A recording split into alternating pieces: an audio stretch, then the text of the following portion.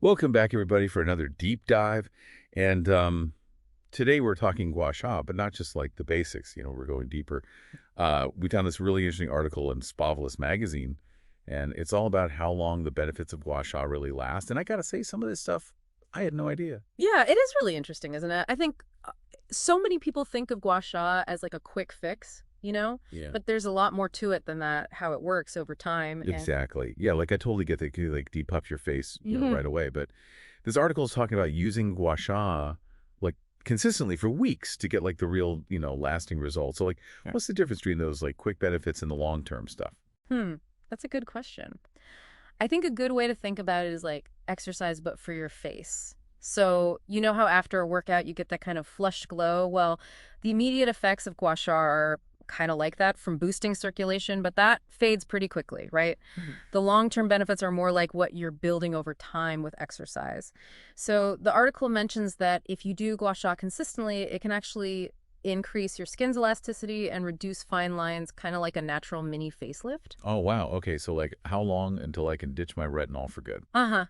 I don't think it's quite a retinol replacement, but the article says that most people start to see those lasting changes after about 4 to 6 weeks of regular use, which makes that 5 to 15 minutes per session seem like a pretty good investment. Oh, yeah, totally. Ye- That's way shorter than my commute. Yeah. But I am curious about the 5 to 15 minutes thing. That's a pretty big range. Does it matter? Like how long you do it each time? Does Mhm. that affect how long the results last? That's where it gets interesting. So the length of your session is more about like what you're trying to achieve with the gua sha. If you just want a quick glow up, then a short session is perfect. But if you're trying to do some deeper work, like relieving muscle tension or like really sculpting, then you might want to do a longer session. Okay, so I could basically like do a quick wash on my lunch break and Yeah. then do a longer session later on, before Okay. bed. Exactly. And you totally could, but the key is consistency. Like the article says, it's much more effective to do it more often, even if it's just for a few minutes, than to like do one really long session and then forget about it for a month. Ugh, yeah, consistency is definitely my weakness. But speaking of doing it a lot, Hmm. can I do gua sha every day or is that too much? Will I end up looking like a tomato or something? For most people, it's totally fine to do gua sha every day, especially if you have dull skin or, if you tend to get puffy. But it's kind of like any workout you need to adjust it based on your own needs and listen to your body. The article recommends starting with maybe 3 times a week and then increasing it as your skin gets used to it. Okay, so I don't need to like go from 0 to 100, overnight. Now, this is the part of the article that I was like, wait, what? Apparently, you can use gua sha on your body too, not just your face. Yeah, that's right. The article actually focuses a lot on how you can use gua sha on your abdomen to relax, aid digestion, and even reduce bloating. Oh, whoa, whoa, whoa, hold on. Gua sha on your stomach, man. Try Yeah. to picture that. Like, how does that even work? It's pretty similar to facial gua sha, but you focus on using gentle clockwise strokes on your stomach. Hmm. The idea is that it stimulates your lymphatic system and gets things moving in your digestive system. Hmm. Clockwise. Is there like a reason for that, or is that just like how it's always been done? It actually has to do with the way your lymphatic system flows and the direction of your digestive tract. Doing it counterclockwise could actually like work against those natural processes. Oh, wow. Okay, so there's actually a scientific reason for it that's really cool. Makes you wonder what other hidden gems are out there. Hmm. But before we go too far down that rabbit hole, let's get back to the face for a sec. Can gua sha actually make your face look slimmer, or is that just like hype? It's not going to like change your bone structure or anything. Think of it more like you're sculpting with clay. Gua sha helps to drain any excess fluid, which can make your features look more defined. Oh, okay, so it's more like depuffing to get like sharper cheekbones, not actually like losing fat in your face, right? Exactly. It's about depuffing, not shrinking. It's like the difference between wearing a puffy jacket and a more tailored one. Your body's the same, but it looks totally different, right? Right. Okay. Yeah, that makes sense. So it's more about working with your features, not trying to like totally change them. Exactly. And that actually leads perfectly into the next part of our deep dive. What's really interesting is that the article talks about how consistent gua sha isn't just about how you look, but also how you feel. Ooh, I like where this is going. Let's take a break and come back to unpack that whole self-care angle because I have a feeling there's a lot more to it than just getting a pretty face. Okay, so we're back and ready to like really dig into this whole self-care aspect of gua sha. I gotta say, I was a little bit skeptical at first, but this Spavelous article, it's actually pretty convincing. Yeah, it's definitely a different way of thinking about it, right? I mean, we're so used to thinking of beauty routines as like superficial, but gua sha, it seems like it goes deeper than that. Yeah, exactly. The article actually calls it a mindful ritual, which honestly sounds a lot more zen than my usual like 2 second slap in on some moisturizer routine. But like, how do you actually make gua sha mindful? Is there like a meditation app for that or something?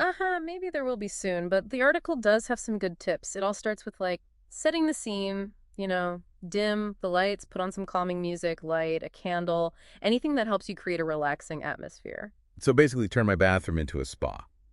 I can do that, Yeah. but it's still just scraping a rock on my face, right? How does that become like a ritual, you Yeah, know? that's where the intention comes in. So instead of just like going through the motions, you really try to focus on the sensations, how the stone feels on your skin, the pressure, the way your muscles are responding. It's about being present in your body. Okay.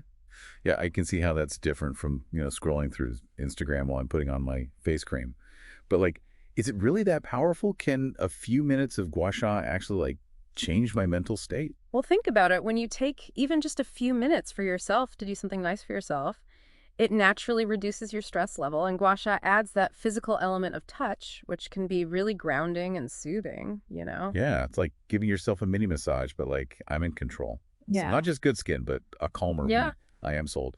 But going back to the practical stuff for a second, the article mentions choosing the right frequency for gua sha. Is there like a magic number of times per week or what? It's less about a magic number and more about finding what works for you. The article suggests starting with 3 to 5 times a week and then adjusting based on how your skin is responding. Oh, okay. So like some people might benefit from doing it every day and others might need to do it less often. Exactly. It all depends on your skin, your lifestyle, and what you're hoping to achieve with the gua sha. Just listen to your body and, don't be afraid to experiment. That's me always up for a good experiment. But okay, I have to admit, still kind of hung up on the whole abdominal gua sha thing. Is it really as beneficial as the article says it is? Well, more research is definitely needed, but there is a lot of anecdotal evidence that suggests it can be really effective for both relaxation and digestion. Anecdotal evidence. So like people just saying, hey, my stomach feels better after I did some gua sha on it. Pretty much, yeah. It's not like scientific proof or anything, but those personal experiences can be really valuable, especially when there's a common thread. Yeah, for sure. So how does it actually work? Is it the same idea as facial gua sha, like draining fluid and boosting circulation? It is similar, yeah. But with abdominal gua sha, you're also targeting specific acupressure points and stimulating the digestive tract. Acupressure points. Okay, that's a whole other deep dive, I feel like. But it Yeah. definitely sounds like there's more to it than just scraping your stomach with a rock. Exactly. It's about working with your body's natural systems to promote balance and well-being. Okay. I am officially intrigued, but I also want to be cautious. Are there any like downsides to gua sha, either on your face or your stomach? Any risks we should know about? There are definitely some precautions to keep in mind. The article specifically mentions that you should avoid gua sha if you have any open wounds or cuts or if you have like an active skin infection. Yeah, that makes sense. You don't want to be spreading anything around. Is there anything else we should watch out for? Yeah, the article also mentions that you should avoid gua sha if you have any blood clotting disorders or if you're on blood thinners. And like we talked about earlier, always start gently and listen to your body. If you use too much pressure, you could end up with bruising or irritation. Got it. So common sense and caution, as with most things in life. Yeah. Well, this has been super interesting and eye-opening, but I feel like there's still more to learn. Yeah, we've covered a lot of ground today, but there's still the practical stuff to talk about, like how to actually choose the right gua sha tool and the best techniques to use for different areas, all that good stuff. We'll get into that in the last part of our deep dive. Perfect, because now I'm really excited to try this out for myself. I need all those tips. Let's take a quick break, and then we'll come back with all the need-to-know info for anyone who's ready to give gua sha a go. Okay, so we're back, and I am ready to ditch my jade roller and get myself a real gua sha tool. But first, I need like a crash course in gua sha. 101, the basics. All right, you came to the right place. Let's talk tools first. Oh, So the Spavelous article doesn't really get into the specifics, but yeah. there are so many different gua sha tools out there, different materials like jade or rose quartz and all different kinds of shapes for different parts of your body. It can get kind of overwhelming. I'm already feeling overwhelmed just thinking about it. It's like, how do I pick the right gua sha tool? It's like trying to choose a magic wand or something. Right. Yeah. But it's actually less about magic and more about like what's practical. So you want to think about what feels good in your hand and what you're going to be using it for. Like a smaller tool with some curves might be better for your face, but if you're going to use it on your body, you might want something bigger and flatter. Okay, so I don't need to like go out and buy a whole set of gua sha tools right away. No, not at all, unless you want to, of course. Yeah. But starting with one is totally fine. And once you've got your tool, the next step is prepping your skin, which the article really emphasizes you don't want to do gua sha on dry skin. Oh, yeah. That sounds like it would be pretty unpleasant. So what's the best way to prep my skin? Just wash your face with a gentle cleanser and then apply a facial oil or a serum, something that's going to let the gua sha tool glide smoothly over your skin without tugging. Got it. Lubrication is key. All right, so now the actual scraping part. How hard am I supposed to be pressing this thing into my skin? I don't want to, like, give myself a hickey or something. Uh-huh. Yeah, you definitely don't want to do that. It's always better to start gentler, especially when you're first starting out. The article recommends using gentle upward strokes and just follow the contours of your face or your body. You should feel a little bit of pressure, but it shouldn't hurt. Okay, so basically, if it hurts, I'm doing it wrong. Got it.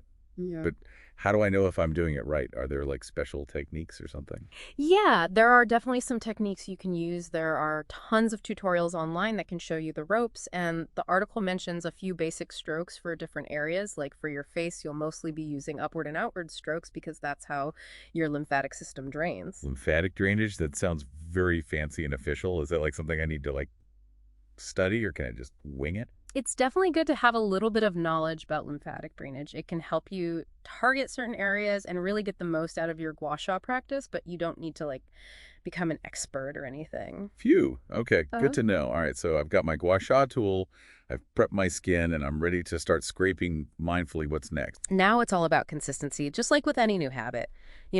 Try to do gua sha a few times a week or even every day if you're enjoying it and you're seeing results. And remember what we talked about earlier. Think of it as a self-care ritual, not just another thing you have to do. Yeah, create a whole vibe. Yeah. Candles, music, the whole 9 yards. Yeah, Make it an experience. exactly. And be patient. Those results, they take time, but the journey itself can be really amazing. Speaking of the journey, I think it's time to talk about the potential downsides of gua sha. We've talked about precautions, but are there any other risks we should be aware of? Yeah, it's definitely important to know the risks the article mentions, that some people might experience a little redness or bruising, especially if they're new to gua sha or if they're using too much pressure. So basically, just listen to my skin and don't overdo it. Exactly. And if you notice any redness or irritation or bruising that doesn't go away, then definitely stop using the gua sha and maybe talk to a dermatologist or your doctor. Good advice. I'm all about natural beauty and stuff, but I don't want to mess up my skin. I hear you, gua sha should make you feel better, not worse. Well said. Okay, so as we wrap up this deep dive into the wonderful world of gua sha, what's the one thing you want our listeners to take away from all this? I think the biggest takeaway is that gua sha is a really great way to take care of yourself, both inside and out. It's not like a magic cure-all or anything, but it's a mindful practice that can help you relax, improve your circulation, and enhance your natural beauty. And don't be afraid to experiment a little. Find what works for you, listen Sure. to your body, and most importantly, enjoy the process. I love that. Happy scraping, everyone. This has been so fun and informative. Thank you so much for joining us for another deep dive, and we will see you next time for a brand new exploration. Bye, everybody.